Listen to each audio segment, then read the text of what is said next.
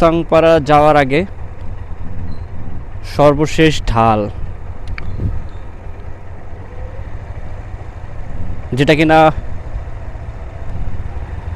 অনেকে বলে খুবই extreme.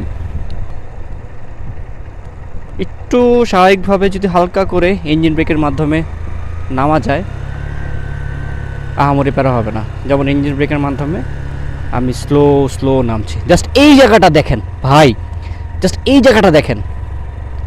Wow wow, mind blowing,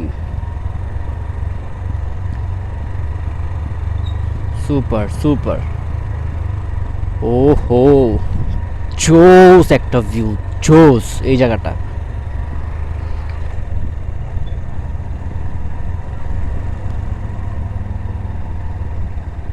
আসলেই অসম্ভব সুন্দর এখানেও। ও মাই গড,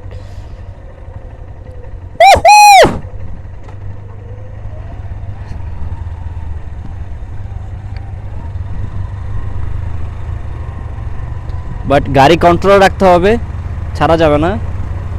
ব্রেকটা হালকা হালকা ধরতে হবে, সামনে পিছে একসাথে।